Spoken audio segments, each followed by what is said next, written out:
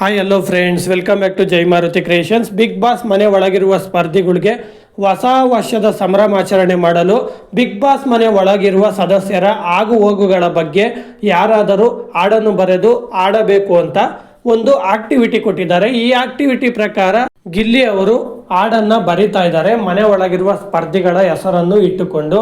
ಅಲ್ಲಿ ಧ್ರುವಂತ್ ಅವರು ಗಿಲ್ಲಿ ಅವರಿಗೆ ಹೇಳ್ತಾರೆ, ಆ ಹಾಡಲ್ಲಿ ನನ್ನ ಹೆಸರು ಬಂದರೆ ಚೆನ್ನಾಗಿರಲ್ಲ ಅಂತ ಫಸ್ಟು ಧ್ರುವಂತ್ ಅವರೇ ಜಗಳ ಶುರು ಮಾಡ್ತಾರೆ ಅಂತ ಹೇಳಬಹುದು. ಇಲ್ಲಿ ಬಿಗ್ ಬಾಸ್ ಕೊಟ್ಟಿರೋ ಆಕ್ಟಿವಿಟಿನೂ ಅದೇ ಥರ ಇದೆ.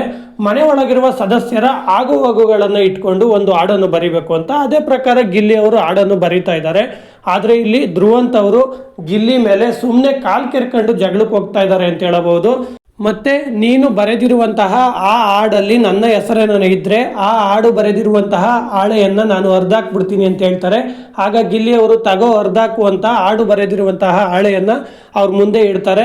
ಇದೇ ವಿಷಯಕ್ಕೆ ಇವರಿಬ್ಬರ ಮಧ್ಯ ಸುಮಾರಷ್ಟೊತ್ತು ವಾದ ವಿವಾದಗಳು ನಡೀತವೆ ಅಂತ ಹೇಳಬಹುದು. ಫ್ರೆಂಡ್ಸ್, ನಿಮ್ಮ ಪ್ರಕಾರ ಇದರಲ್ಲಿ ತಪ್ಪ್ಯಾರ್ದು ಸರಿಯಾರ್ದು ಅಂತ ನಿಮ್ಮ ಅಭಿಪ್ರಾಯನ ಕಮೆಂಟ್ ಬಾಕ್ಸ್ನಲ್ಲಿ ತಿಳಿಸಿ. ಹಾಗೆ ಈ ವಿಡಿಯೋ ಇಷ್ಟ ಆಗಿದ್ರೆ ಒಂದೇ ಒಂದು ಲೈಕ್ ಕೊಟ್ಟು ನಮ್ಮ ಚಾನಲನ್ನು ಸಬ್ಸ್ಕ್ರೈಬ್ ಆಗಿ ಸಪೋರ್ಟ್ ಮಾಡಿ.